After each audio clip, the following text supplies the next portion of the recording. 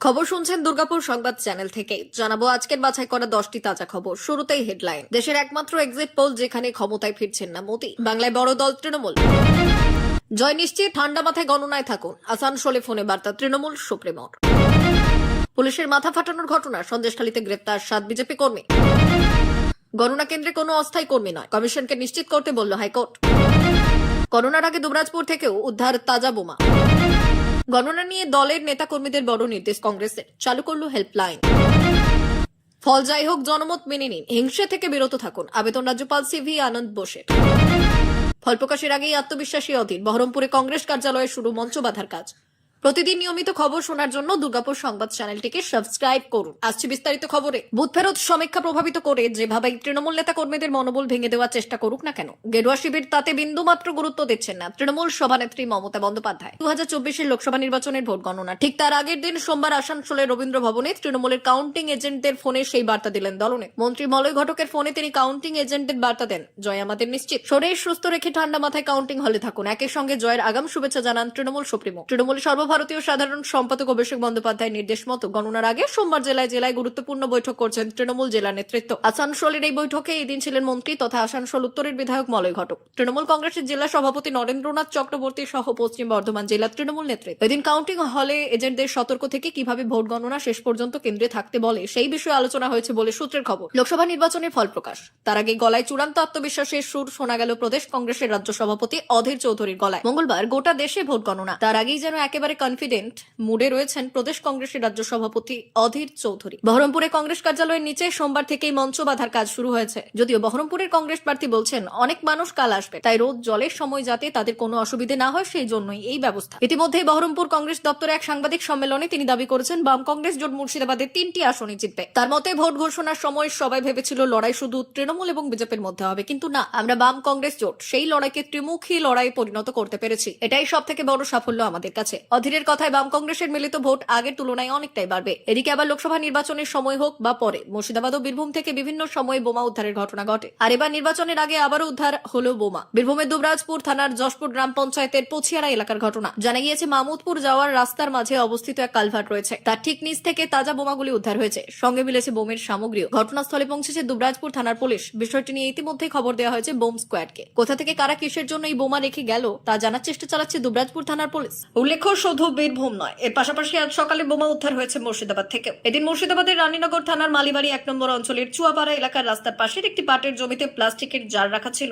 একই সঙ্গে পাশে রাখা ছিল একটি বস্তাও। সেই বস্তার ভেতরে প্রচুর পরিমাণে তাজা শকের বোমা উদ্ধার হয়েছে। এদিকে আবার রাজনীতিতে পা দিয়েই একেবারে লোকসভা ভোটের প্রার্থী টানা প্রচার করছেন হুগলির মাটিতে। এবার গণনার পালা, রাত পহলেই ভোট গণনা। তার আগে সোমবার রাতে গণনা কেন্দ্র ঘুরে দেখলেন হুগলির তৃণমূল প্রার্থী রচনা বন্দ্যোপাধ্যায়। গণনা কেন্দ্র পরিদর্শনের পর ছোট পর্দা দিদি নম্বর 1 নিজের প্রচারের উপর ভরসা রেখেও বললেন ভোট বাক্স কথা বলবে, আর কিছুটা ওপরওয়ালার হাতও আছে। পাশাপাশি রচনা এও বললেন যা হবে আমি হাসি মুখে মেনে নেব, সবার ওপর মানুষ সত্য, তার উপর নাই। উল্লেখ্য নির্বাচনী প্রচার পর্বে রচনা রোড শোয়ে সভায় প্রচুর মানুষকে ভিড় করতে দেখা গিয়েছে, তবে তাদের মধ্যে কত মানুষ রচনাকে ভোট দিয়েছেন সেটা নিয়ে এখনো নিশ্চিত নন ছোট পর্দা দিদি নাম্বার 1। তার কথায় কাতারে কাতারে মানুষ ভিড় করেছিলেন, তারা ভোট বাক্সে ভোট দিয়েছেন কিনা সেটা কাল বুঝতে পারবো, এখনো বুঝতে পারছি না। তারা ভালোবাসেন বলে রাস্তায় দাঁড়িয়েছিলেন, কিন্তু তাদের মধ্যে কতজন তৃণমূল, কতজন বিজেপি, কতজন সিপিএম সেটা কেউ জানে না। ভোট বাক্সে কে কোন বোতাম টিপেছেন সেটা কেউ জানি না। লোকসভা ভোটের প্রচার পর্বে রচনা বন্দ্যোপাধ্যায়কে ঘিরে বিভিন্ন মিম ছড়িয়েছিল সোশ্যাল মিডিয়ায়, তা নিয়ে মাঝে মধ্যে বিরক্তিও প্রকাশ করতে দেখা গিয়েছিল রচনাকে। তবে আজ গণনা কেন্দ্র পরিদর্শন করে বেশ খোশ মেজাজেই দেখা গেল রচনাকে। ভোট গণনার আগের দিনে ইডির ওপর হামলার ঘটনায় জামিন পেলেন শেখ শাহজাহান। ইডির তদন্তকারী দলের ওপর হামলার ঘটনায় নেজার থানার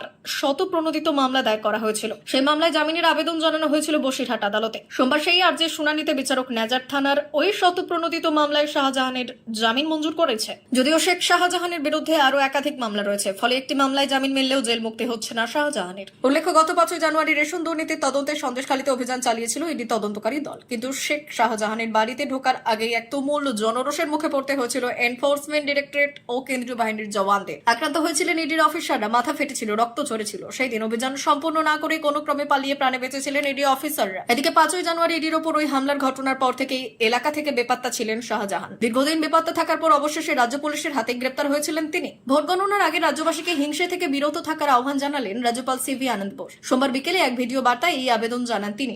সঙ্গে জানান, কোথাও কোনো হিংসের ঘটনা ঘটলে রাজভবনের প্রেস রুমে 24 ঘন্টা অভিযোগ জানানো যাবে। এদিন ভিডিও বার্তায় রাজ্যপাল বললেন, আগামীকাল ভোট গণনার জন্য গোটা দেশ অধীর আগ্রহে অপেক্ষা করছে, সঙ্গে বাংলাও। ফল যাই হোক না কেন, সেটাই দেশের জনমত ও বাংলার জনমত, তাই সবার সেই জনমতকে সম্মান জানানো উচিত। এই সময় আমাদের দুষ্কৃতীদের ব্যাপারে সতর্ক থাকতে হবে। এই সুযোগে হিংসের কারণে তারা সমাজে ক্ষতি করতে পারে।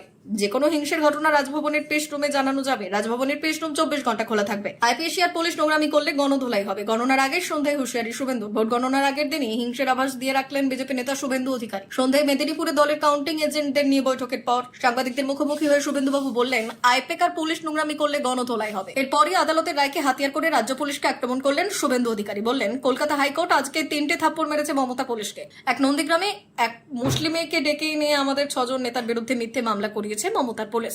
এত পাপ করছে ধ্বংস হয়ে যাবে। হাইকোর্ট সেই মামলা স্থগিতাদেশ দিয়েছে। ডাক্তার প্রণোদ টুডুর মতো একজন জনজাতি মূল বা স্বীকৃতি ডাক্তার, তাকে গর্বে তার খড়কুশমাতে মমতা ব্যানার্জির কিছু জঙ্গি প্রকাশ্যে মেরেছে, মাথা ফাটিয়েছে, তারপর তার বিরুদ্ধে জামিন অযোগ্য মামলা করেছেন। ভোট মিটতেই তৃণমূলের গোষ্ঠীদ্বন্দ্ব প্রকাশ্যে। তৃণমূল পার্টি অফিসের সামনে তৃণমূল কর্মীকে মেরে রক্তাক্ত করে দেওয়ার অভিযোগ দলেরই অপর গোষ্ঠী। আহত তৃণমূল কর্মীর নাম অনুপ বিশ্বাস। ঘটনাটি ঘটেছে নিউ টাউনের সুলমগুড়ি দক্ষিণ পাড়া এলাকায়। রবিবার রাতে বাড়ি ফেরার পথে এলাকারই বেশ কয়েকজন তাকে মারধর করে বলে অভিযোগ। অনুপ বিশ্বাস নামে ওই ব্যক্তি নিউ টাউনের সুলমগুড়ির দক্ষিণ পাড়ার বাসিন্দা। রবিবার রাতে কাজ করে বাড়ি ফেরার পথে তার বাইক আটকায় নরেশ সমাদ্দার নাটু। সঙ্গে ছিলেন উজ্জ্বল সহ আরো বেশ কয়েকজন। এরপরে তৃণমূল কর্মী অনুপকে বেধড়ক মারধর করে। তবে কি কারণে মারধর তা বলতে পারছে না আহত তৃণমূল কর্মী। অভিযোগ, যারা মারধর করেছে তারা জ্যাংরা হাতিয়ারা 2 নম্বর গ্রাম পঞ্চায়েতের তৃণমূল পঞ্চায়েত সদস্য অনুপম বিশ্বাসের অনুগামী বলে অভিযোগ। আদালতের নির্দেশে স্বস্তি মিলল 2 বিজেপি প্রার্থী। ঝাড়গ্রামের বিজেপি প্রার্থী প্রণোদ টুডু এবং বসিরহাটের বিজেপি প্রার্থী রেখা পাত্রের বিরুদ্ধে এফআইআর এর ওপর স্থগিতাদেশ দিলেন কলকাতা হাইকোর্টের বিচারপতি অমৃতা সিনহা। আদালত বলছে, আগামী 21শে জুন পর্যন্ত প্রণোদের বিরুদ্ধে কোনো কড়া পদক্ষেপ করতে পারবে না পুলিশ।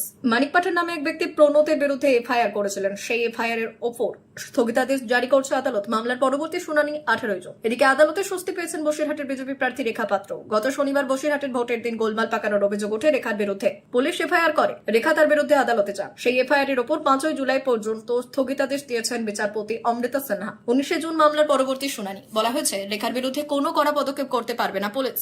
ফের এক জওয়ানের বিরুদ্ধে মহিলাকে শ্লীলতাহানির অভিযোগ উঠেছে। ভোট দিয়ে ফিরে আসা এক মহিলাকে শ্লীলতাহানির অভিযোগ উঠেছে কর্তব্যরত এক সেনার বিরুদ্ধে। ঘটনাটি ঘটেছে বিটি রোডের পাইকপাড়া এলাকায়। অভিযুক্ত জওয়ানকে গ্রেপ্তার করেছে চিতপুর থানার পুলিশ। ভোটের সময় ডিউটিতে থাকা জওয়ানদের বিরুদ্ধে শ্লীলতাহানির একাধিক অভিযোগ উঠেছে। আবার একই জিনিস, জানা গিয়েছে ওই যুবক মদ্যপ ছিলেন। বিটি রোডের পাইকপাড়া এলাকায় এক মহিলার বাড়িতে ঢুকে পড়েন তিনি। এরপর ওই মহিলা শ্লীলতাহানি করা হয় বলে অভিযোগ। মহিলা চিৎকার শুরু করেন। সঙ্গে সঙ্গে ঘটনাস্থলে পৌঁছে যান স্থানীয় বাসিন্দারা। প্রতিবেশীরা পুলিশে খবর দেন। ঘটনাস্থলে পৌঁছে যায় চিতপুর থানার পুলিশ। জওয়ানকে গ্রেপ্তার করা হয়েছে। মহিলার পরিবার থানায় অভিযোগ দায়ের করেছে। ঘটনা তদন্ত শুরু করেছে চিতপুর থানার পুলিশ। এই ঘটনার সমালোচনা করেছে তৃণমূল কংগ্রেস। তৃণমূল কংগ্রেস তার অফিসিয়াল এক্স হ্যান্ডেলে লিখেছে, রাতে কলকাতায় এক মহিলার বাড়িতে ঢুকে তার শ্লীলতাহানি করে এক সিআরপিএফ জওয়ান। উলুবেড়িয়া জাঙ্গিপাড়া ঘাটালের পর এবার কলকাতায় এই ঘটনায় জড়িত কেন্দ্রীয় রিজার্ভ প্রেডেটরি ফোর্সের জওয়ান। বাংলার নারীরা বারবার অপমানিত হচ্ছে। তৃণমূলের প্রশ্ন, সিআরপিএফ এর এমন নারী বিরোধী কার্যকলাপে কেন নীরব স্বরাষ্ট্রমন্ত্রী অমিত শাহ? এতক্ষণ খবর শুনছিলেন দুর্গাপুর সংবাদ চ্যানেল থেকে। খবর এখনকার মতো এই পর্যন্তই। ধন্যবাদ।